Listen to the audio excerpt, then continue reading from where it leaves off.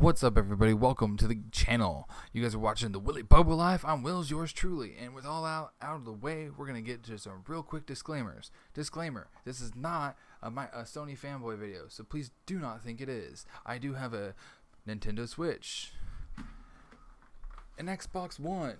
Yes, that is an Xbox One. And I do own a PlayStation 4 Pro, which is behind the camera, but whatever. With all out of the way, let's get into the video.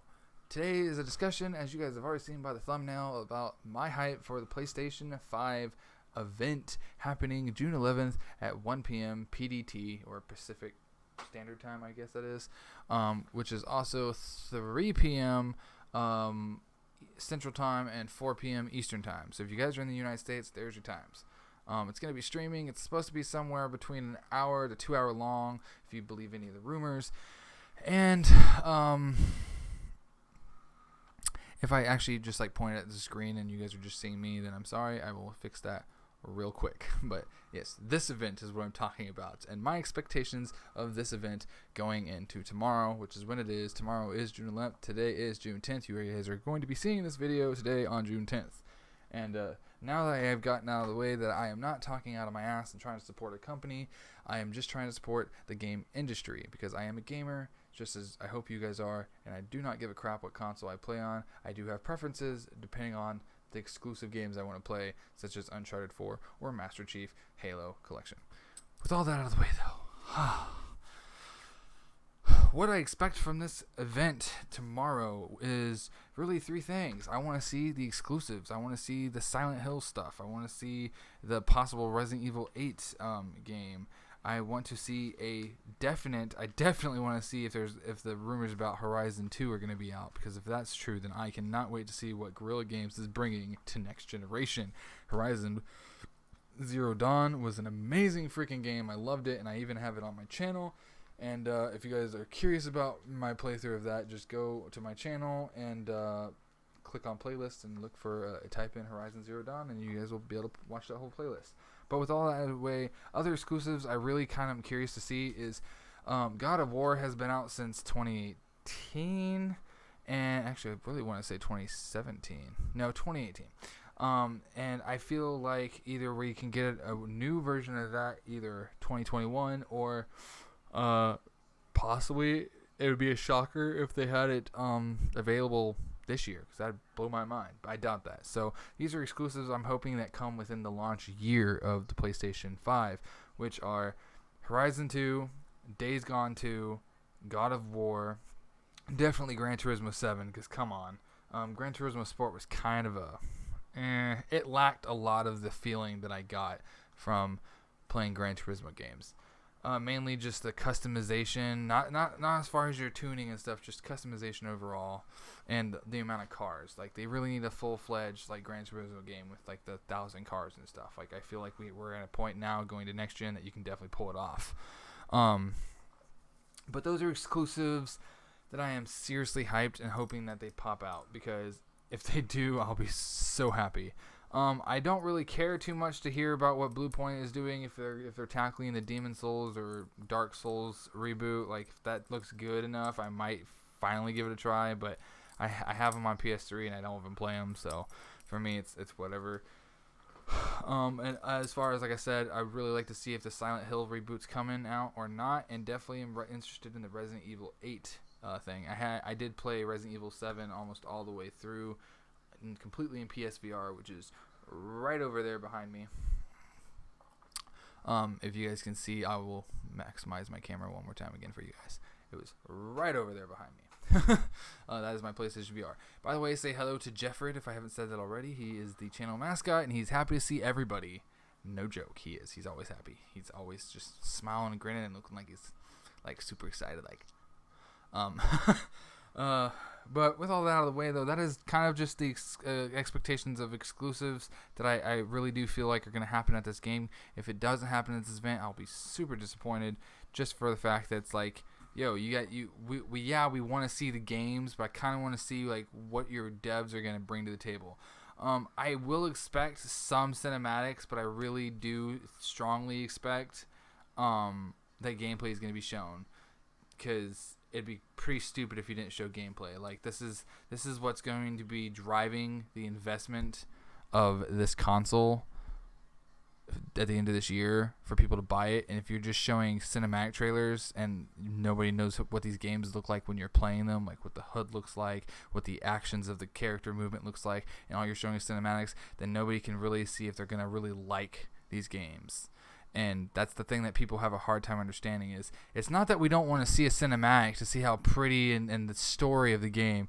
The reason why we're so interested in the gameplay is to see how it's going to look when we play it. When we have it on our TVs, we want to see how the HUD is interactive with, how the world looks, how the camera's positioned behind the character, what the character's clothing looks like, what the weather in the game is going to feel like. We want to see that stuff.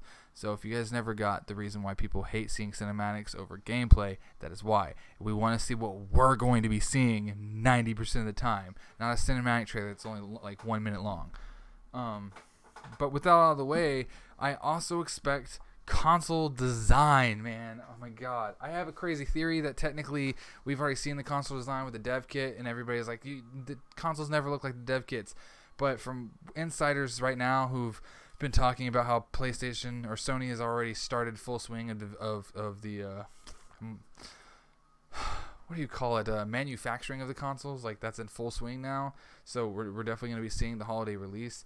I still feel like the reason why they haven't shown the console is kind of crazy, but is because we've already seen the dev kit. And I mean, if no one's seen the dev kit yet, you must have been living under a rock, because the dev kit literally looks like this. This is the dev kit right there. And I feel like because the insiders say that this thing is the PlayStation 5 is 2 times thicker than or double the thickness of the PlayStation 4 Pro, this looks double the thickness of the PlayStation 4 Pro. So that's why I feel like this is going to be the PlayStation 5. And this is the reason why Sony hasn't revealed the console, because it's, in a crazy world, they haven't revealed the console because we've seen the console. The only thing they did was change the color scheme. Instead of gray and darker gray and a black screen, it's going to be like white, black, and blue. Like, I would be like, yeah. So I think this would be still a pretty cool design, but I know this is probably not going to be what it looks like, but it would be funny as hell to me. I would get a big laugh if like tomorrow this thing happens and they're just like, by the way, guys, we're not showing a console because you guys have seen the console in the dev kit. And I'd be like, I would die laughing so hard. Now, with all that out of the way, other things I do want to say, though, is that if you guys haven't actually heard the rumors about the console design, the reason why I feel like it could be the dev kit or something similar looking to the dev kit is because the insiders that have been leaking the verbal news about it have said that the heat sink or the method of cooling the system down is quite beefy. And kind of revolutionary as far as that, because it does like a good job to keep this thing like pretty cold, almost like water cooling levels, but it's not water cooled. And I would think that all the vents around the dev kit and stuff that you guys saw in that picture would explain how beefy that cooling system is. So however they worked around all that and made this thing look totally sick, I'm so amped for. Now with all that out of the way, I think the biggest thing that everybody is hyped for, and a lot of journalists are basically saying don't get your hopes up for this part, but this is one of the other things I am kind of expecting from this event, is either the actual price I really, really want from this event, that's a want I want, is the actual price of the console, or somebody saying that when we'll reveal the date we will get the console price. I strongly feel, just after listening to all the tweets and all the interviews that some of the big wig CEOs of PlayStation North America and all that stuff have been saying about like the price being not the cheapest, but they plan on offering better value to explain why it's so expensive. To me, that makes me feel like they already have a price, so they're really just sitting on it. But you've already started full-on manufacturing this console. It's being made as we speak still overseas. It's being boxed. It's being put into a ship to be able to be ready to be shipped to stores. Or maybe it's just being stored in a warehouse but to get ready for that movement of being shipped to stores. And with all that, if you have a box and you're manufacturing it, you know the price. Everybody, they know the price. They know what they want this thing to sell for.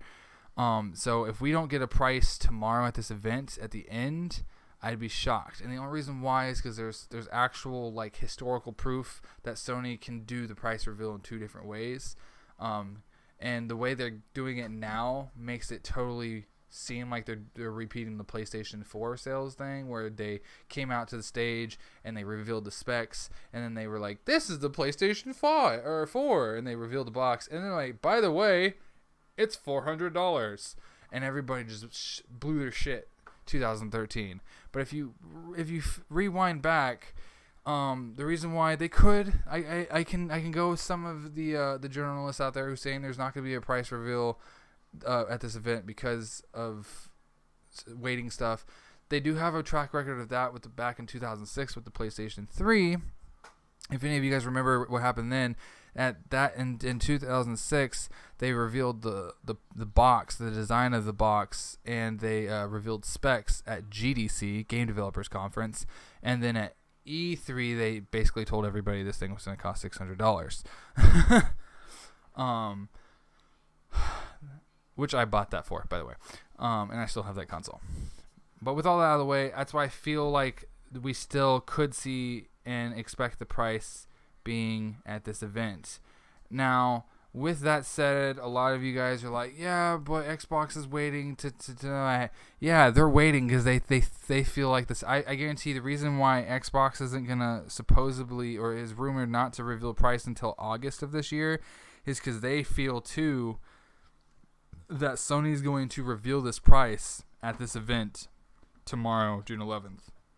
And I could be completely wrong, and I'd love to be proven wrong. I really do. Like, I'm not going to take any offense. These are just expectations. These are just my opinions.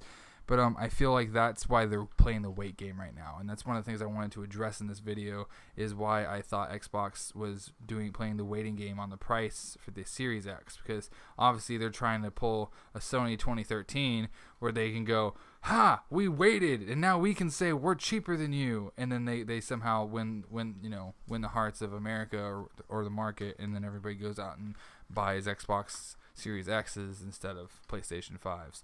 But regardless, this generation is going to be one wicked crazy one, because now we're dealing with two consoles that are approaching gaming in two different ways, and I am just going to be flabbergasted on how well games are going to perform, play, and look this generation. And it's going to blow my freaking mind. I guarantee it's probably going to blow all of our minds.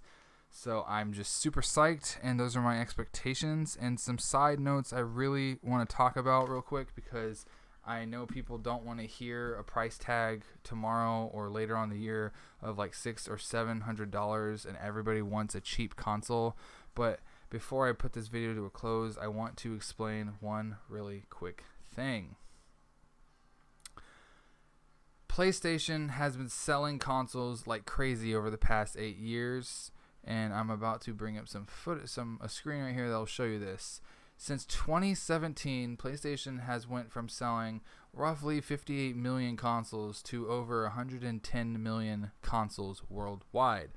And since 2017, Xbox hasn't even hit 50 million consoles to this day. That's bad. Microsoft knows that bad.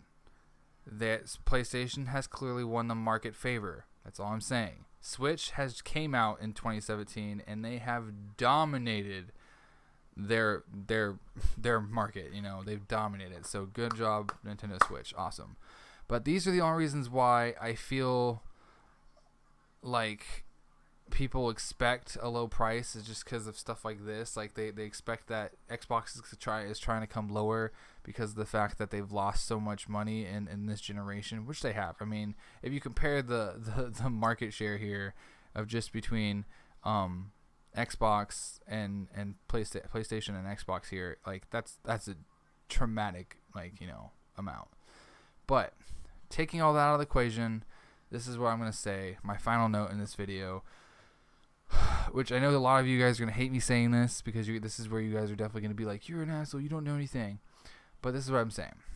If anyone is expecting a price of less than $500 for either one of these consoles. I would even go as say as less than $600 without tax for any of these consoles.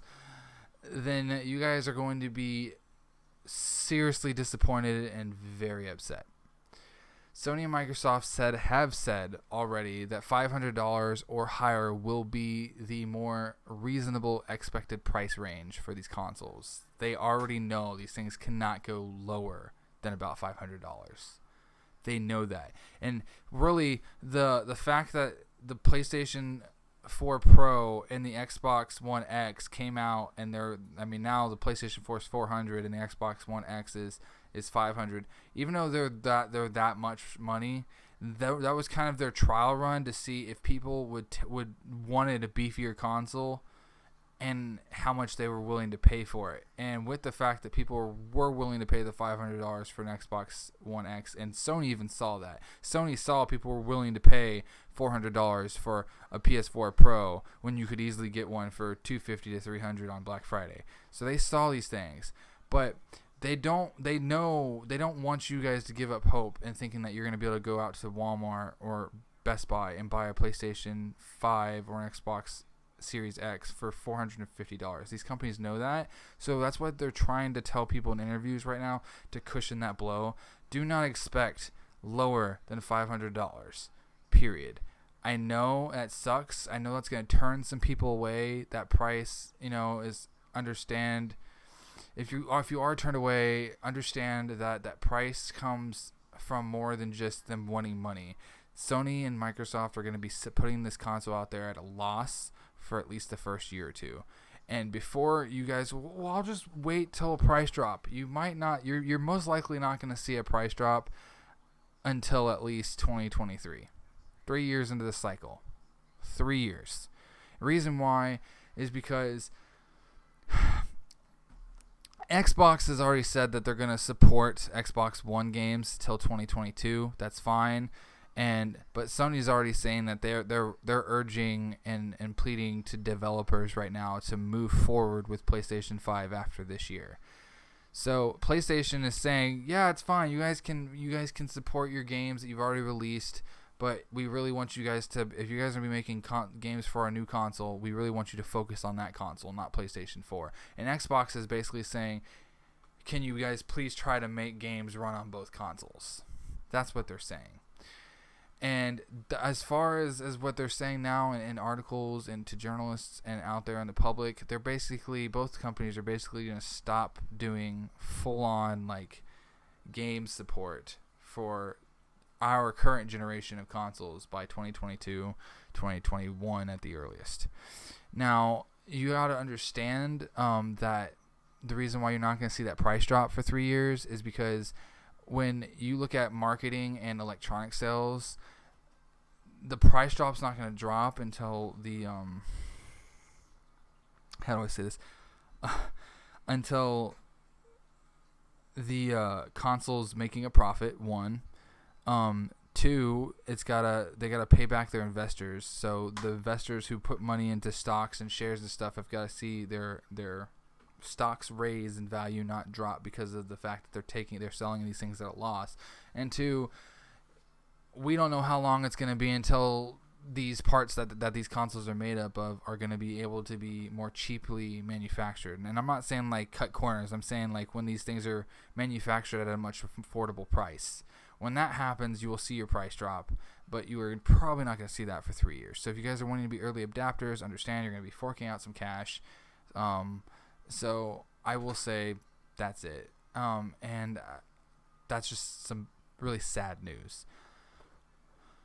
Now, the reason why I find this is a good thing that Sony's being honest, though, is because do you really, and this is my last note of the video, do you really want your games, and I'm asking all you viewers, do you really want your games to be hindered? Because now instead of game developers developing for the Xbox Series X exclusively and the PlayStation 5 exclusively and PCs exclusively, making sure they get all those menu items where you can up your graphics to ultra setting stuff. Do you really want all that to be hindered because now developers are developing for a console that's 8 years old? Now they're having to basically develop games to run on a PC that's made up of hardware that's 7 years old. We want our games and our technology and our stories and our experiences to move us further into the future, and that does not happen if all these developers are being told by all the console manufacturers or all these publishers that you have to make sure these games run on PS4, Xbox One, and the new stuff. That will severely hinder, one, game production. It'll also hinder the quality and performance of the games once they're released. And on top of that, it's just going to be a repeat of this current generation, where one side had tons of exclusives and the other side was spending so much time trying to support everybody's wants and needs that they didn't even pop out enough exclusives for their loyal customers. So with that thought, thank you guys so much for watching this video. You guys have been watching my expectations of the PlayStation 5 event for tomorrow, June 11th, and I will see you guys in the next one. If you guys like this video, then please drop a like button down below. If you have any questions, comments, or you want to discuss anything about that I've said in this video, please leave it in the comment section. I would love to chat with you guys, honestly. And with all that said, if you guys haven't done so, please hit that subscribe button, show your support for the channel, and hit that bell notification so you don't miss videos of me sharing my thoughts and other amazing content that I bring to this channel. That bell notification is to help you guys keep up to date with me. You got it? Yeah. I'll see you guys in the next one. Peace.